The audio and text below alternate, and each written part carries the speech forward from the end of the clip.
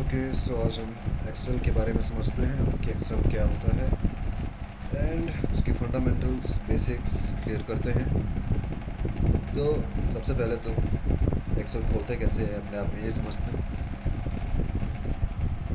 तो आपके पास स्टेप्स जो हैं कुछ इस तरह से है कि आपने सबसे पहले अपने कीबोर्ड में इस की कॉम्बिनेशन को यूज़ करना है, विंडोज़ की एंड आर। एक बार देख लीजिए इसको कैसे करना है। तो हमारे पास यहाँ पे इस कीबोर्ड में देखिए ये विंडोज़ की है, कंट्रोल की बगल में होती है यूजुअली। इसको दबाए रखना है एंड इसके साथ एक बार आर बटन प्रेस करना है।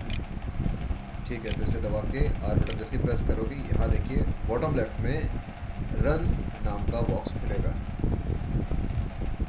सेकंड चीज़ जो अब होगी वो इस बॉक्स में एक्सेल टाइप करना होगा। ठीक है, तो यहाँ पे एक्सेल टाइप करते हैं EXCEL and finally third step is okay press कीजिए and then that's it, Excel खुल जाएगा। ओके एंटर जो भी दबाना है। ठीक है, तो यहाँ हम देख सकते हैं एक्सेल की स्क्रीन खुल के आ गई है या एक्सेल का इंटरफेस खुल के आ गया है।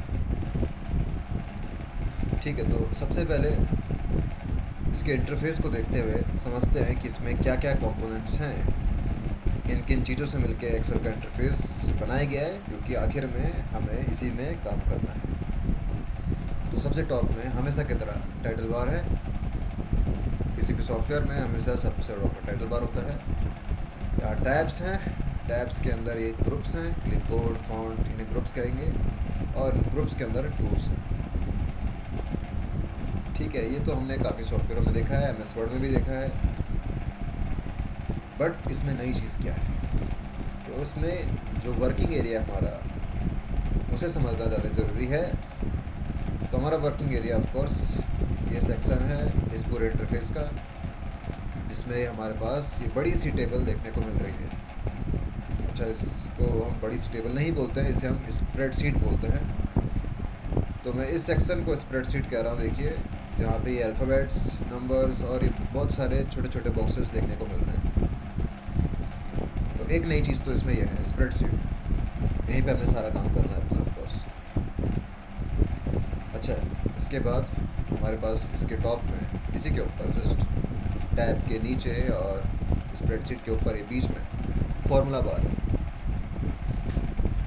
फार्मूला बार क्या होता है बाद में समझेंगे, फ़िलहाल सबसे पहले इंटरफेस को पूरी तरह से देख लेते हैं। स्प्रेडशीट, फार्मूला बार, नीचे आ जाते हैं। ये ऐसा एरिया है जहाँ से हम एक सीट से दूसरी सीट में जा सकते हैं। हमारे पास बाय डिफ़ॉल्ट यानी कि पहले से ही 3 सीट्स है। एंड ऑफ कोर्स सबसे बॉटम में हर सॉफ्टवेयर के होता है स्टेटस बार। तो यहाँ पे स्टेटस बार देखने को मिल रहा है एंड इसमें जूम स्लाइडर भी है। जूम स्लाइडर जिसकी मदद से हम अपनी स्प्रेडशीट को बड़ा या छोटा कर सकते हैं। ओके, तो सबसे पहले समझते हैं आज स्प्रेडशीट क्या होता है। तो आप देख सकते हैं ये स्प्रेडशीट सामने सामने। अब स्प्रेडशीट के बारे में मैं आपको ये बोलूँगा कि एक स्प्रेडशीट जो है it is a collection of, यहाँ पे आप देख सकते हो अल्फ़ाबेट्स देखने को मिल रहे हैं एंड नंबर्स। बट देन ये अल्फ़ाबेट्स ऑफ कोर्स किसी एक चीज़ को रिप्रेजेंट कर रहे हैं एंड नंबर्स भी किसी दूसरी चीज़ को रिप्रेजेंट कर रहे हैं। तो अल्फ़ाबेट जिस चीज़ को रिप्रेजेंट कर रहे हैं वो है कॉलम्स। कॉलम क्या होते हैं? कॉलम होते हैं वर्टिकल पाथ्स, यानी कि जो ऊपर से नीचे की तरफ जाएं या वाइस वर्सा, जो भी बोले, नीचे से ऊपर, ऊपर से नीचे, up to down, that's a column. And alphabets इन्हीं को रिप्रेजेंट कर रहे हैं, कॉलम्स को। ओके, नंबर्स किन्हें रिप्रेजेंट कर रहे हैं? ये रिप्रेजेंट कर रहे हैं रोज़ को। तो रोज़ क्या हुई? रोज़ जो लेफ़्ट से राइट की राइट की तरफ ट्रैवल करें। ओके, तो कॉलम क्या हुए? जो ऊपर से नीचे की तरफ ट्रैवल करें, ये उनका रास्ता है ऊपर से नीचे की तरफ का। एंड रोज़ का रास्ता किस साइड की तरफ है? लेफ़्ट से राइट की तरफ। ओके, तो एक स्प्रेडशीट में बहुत सारे कॉलम्स एंड बहुत सारे रोज़। कॉलम को रिप्रेजेंट कौन कर रहे हैं? अल्फ़ाबेट्स। एंड रोज़ को रिप्रेजेंट कौन कर रहे हैं? नंबर्स। अब हमारे पास एक स्प्रेडशीट में कितने कॉलम्स हैं या फिर कितने रोज हैं। तो एक स्प्रेडशीट में, और हम by the way Excel 2007 version पढ़ रहे हैं, मतलब ये जो एक्सेल हम देख रहे हैं स्क्रीन में, ये ऑफिस 2007 के अंदर आ रहा है। ऑफिस ऑफ कोर्स पूरे पैकेज का नाम है जिसमें एक्सेल, वर्ड, पावर पॉइंट होते हैं। तो इस पैकेज का वर्जन 2007 है। जो करंट वर्जन चल रहा है इस समय वो है 2019। तो हम काफ़ी पहले का वर्जन यूज़ कर रहे हैं। तो उस हिसाब से कितने कॉलम्स एंड कितने रोज़ हैं ये देख लीजिए। हमारे पास हिसाब से कॉलम्स जो हैं वो हैं 16,384, 16384। ओके, एंड देन हमारे पास रोज़ कितने हैं, ये है 10,48,506। यानी कि हमारे पास रोज़ बहुत ज़्यादा हैं इन कंपैरिजन टू कॉलम्स। आप देख सकते हैं कितना बड़ा आंकड़ा है। ओके, आप कैसे पता लगाओगे, आप खुद से कैसे पता लगाओगे कि कोई भी वर्जन आपके पास एक्सेल का मान लेते हैं, आप इस स्प्रेडशीट में कितने रोज़ कितने कॉलम से कैसे पता लगाओगे। आप क्या करना है, बस आप स्प्रेडशीट के टॉप लेफ्ट में जाना, जहाँ पे ये लिखा है देखिए अल्फ़ाबेट्स और नंबर्स, यहाँ पे कोने में एकदम यहाँ पे मिल रहा है। ओके, इस पर क्लिक करना। इस पर जब आप क्लिक करके रखोगे इस जगह पे, जहाँ पे देखिए मैंने एरो लगा रखा, इस पर क्लिक करके रखोगे, ठीक है, एक बार ठीक से देख लो। इस पर क्लिक करोगे तो वहाँ पे नंबर आ जाएंगे। क्या लिखा रहा है, 1048576 R एंड 16384 C। R मतलब रो, C मतलब कॉलम। That's it. ओके, तो एक स्प्रेडशीट कलेक्शन है रोज एंड कॉलम्स का। अब आगे बढ़ते हैं, आगे समझते हैं कि जब रो और कॉलम मिल रहे हैं, आप देख सकते हो कि रो और कॉलम एक दूसरे के साथ मिल रहे हैं। तो जब वो मिल रहे हैं तो हो क्या रहा है, जब वो मिल रहे हैं तो वो छोटे छोटे से डिब्बे बना रहे हैं। नेक्स्ट चीज़ क्या बोल रहा हूँ मैं आपसे कि when row and column intersect they create box और कंटेनर। इन्हीं बॉक्सेस के अंदर, इन्हीं कंटेनर्स के अंदर आखिर में हमने काम करना है। पर इन्हें बॉक्सेस और कंटेनर्स नहीं बोलते हैं, इन्हें बोलते हैं सेल। एक्सेल में इन्हें बॉक्स कंटेनर नहीं बोलेंगे हम, इन्हें बोलेंगे सेल। ओके, तो जितने भी सेल हैं हमारे पास एक स्प्रेडशीट के अंदर, हम कैसे पता लगाएं। तो मैं आपसे जनरली ये पूछ रहा हूँ, मान लेते हैं कि हमारे पास एक टेबल है, और मैं कह रहा हूँ उस टेबल में हमारे पास 3 कॉलम एंड 4 रो हैं। हम कैसे पता लगाएं कितने हमारे पास बॉक्सेस बनेंगे। तो ये हमारे पास 3 कॉलम है देखिए एंड 4 रोज हैं। कॉलम किन्हें कह रहे हैं, जो नीचे की तरफ जा रहे हैं, एंड रोज किन्हें कह रहे हैं, जो लेफ़्ट टू राइट जा रहे हैं। ये ठीक है। सो ये पहला कॉलम, ये दूसरा कॉलम, ये तीसरा कॉलम। समझ लीजिए कॉलम क्या होते हैं, ये रोज है। हमारे पास पूरी चीज़ एक रो है, first row, second row. Okay, तो ये मिलकर अभी कितने सेल्स बना रहे हैं, या कितने छोटे छोटे बॉक्सेस बना रहे हैं। तो ये पहला कॉलम और ये हमारे पास पहली रो, ये पहला बॉक्स बना रहे हैं। ऑफकोर्स पहली रो है, पूरी पहली रो है, ये पहला कॉलम है। ये मिलकर एक छोटा सा बॉक्स बना रहे हैं, यहाँ पे देख सकते हैं, जिसको मैंने हाईलाइट किया वैसे, ये वाला बॉक्स।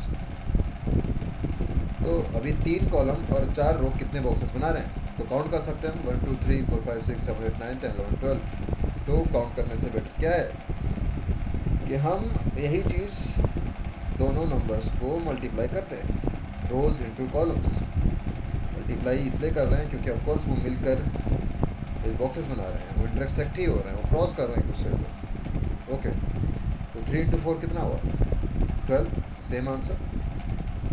तो सिंपल है, अगर हमें एक स्प्रेडशीट में पता लगाना है कितने कॉलम कितने रो हैं, सॉरी कितने सेल्स हैं, तो क्या करें, कॉलम एंड रोज़ को मल्टीप्लाई कर रहे हैं। तो टोटल नंबर ऑफ सेल्स कितने हुए ये मैं आपसे पूछ रहा हूँ। टोटल नंबर ऑफ सेल्स कितने हुए। अब क्या करोगे, आप इन दोनों नंबरों को मल्टीप्लाई कर दोगे 576। ठीक है, इसीलिए आप देख सकते थे यहाँ पे टॉप लेफ्ट क्लिक करने पे बीच में इंटू का सिंबल भी था, और इंटू का सिंबल यही रिप्रेजेंट कर रहा है कि इन्हें मल्टीप्लाई करोगे तो आपको पता चल जाएगा कितने सेल्स हैं। ठीक है, अब देखिए इन्हीं सेल्स के अंदर हमने काम करना है, यहीं पे हमारा सारा काम होगा। एक्सेल में हम कुछ करेंगे तो इन्हीं के अंदर करेंगे। अभी इन दोनों को मल्टीप्लाई करके क्या आंसर आएगा वो बताऊंगा बाद में, जब हम एक्सेल में कैलकुलेशन करना सीखेंगे। तो आगे अभी इसी चीज़ की ओर बढ़ते हैं कि एक्सेल का यूज़ क्या है, हम एक्सेल क्यों पढ़ रहे हैं, what is the use of Excel. Of course आप ये वीडियो देख रहे हैं, आपको मालूम होगा एक्सेल का पर्पज़ क्या है, बट फिर भी एक बार डिस्कस करते हैं। तो ऐसा कहते हैं Excel is use for complex calculation, यानी कि जटिल से जटिल गणनाएँ हो, कठिन से कठिन कोई क्वेश्चन हो, हम उसे आसानी से यहाँ पे कैलकुलेट कर सकते हैं। Excel is use for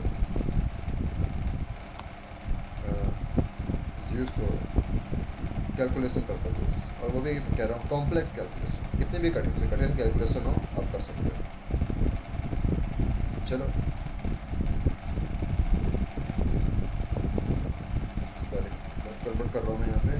okay, अब बात करते हैं कि एग्जैक्टली किस तरह की कैलकुलेशन की बात की जा रही है, क्या कर रहे हैं एक्सेल में, कौन सी कैलकुलेशन की बात हो रही है। तो सिंपल है, देखिए आपके पास मान लेते हैं कोई फॉर्मूला है मैथमेटिकल, मान लेते हैं आपको किसी चीज़ का कंपाउंड टेस्ट निकालना है, या आपको कोई मैथमेटिकल क्वेश्चन सॉल्व करना है, whatever it could be anything.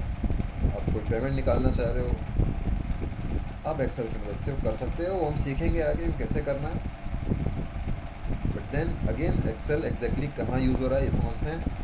तो एक्सेल देखिए दो जगह यूज़ होता है, एक तो टेबल्स बनाने में एंड दूसरा चार्ट्स बनाने में, ये इसका बेसिक वर्क है। एंड देन टेबल्स के अंदर ऑफ कोर्स हम क्या करेंगे, अपने डेटा की एंट्रीज करेंगे, यानी कि हम जानकारी जो रखेंगे एक्सेल में वो टेबल के फॉर्म में होगी। टेबल का मतलब रोज एंड कॉलम्स।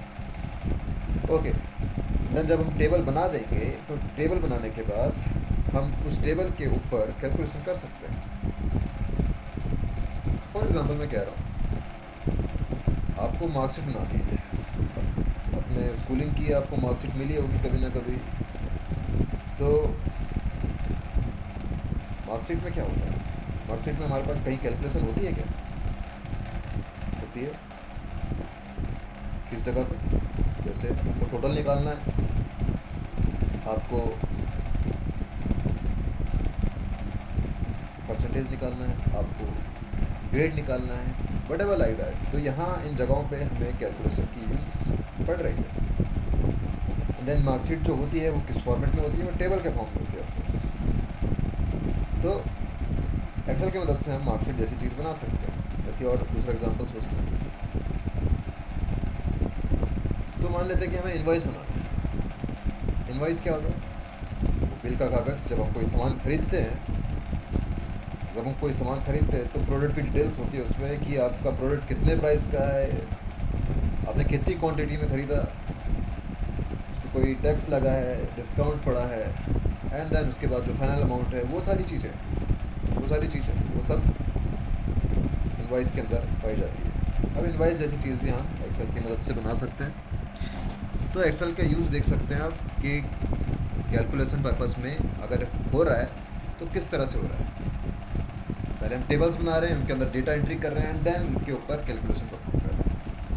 चलो टेबल आपने बना दी, टेबल बनाने के बाद अब क्या करना है, टेबल बनाने के बाद अब आप उन टेबल का या उस टेबल को चार्ट में कन्वर्ट कर सकते हो। व्हाट इज चार्ट, चार्ट जो होता है वो टेबल का चित्रित रूप होता है, यानी कि आप अपनी जानकारी को चित्र के रूप में दर्शा रहे हो। क्यों दर्शाना चाहोगे आप अपनी जानकारी को, क्योंकि ऑफकोर्स आप चित्र के रूप में जब किसी चीज़ को देखते हैं तो वो हमें ज़्यादा बेहतर तरह से समझ में आता है। फॉर एग्जांपल मैं कह रहा हूँ आप अपनी मार्कशीट देख रहे हो, बट वही मार्कशीट अगर आप टेबल के रूप में देखो, वो सर चार्ट के रूप में देखो, तो क्या फ़ायदा है।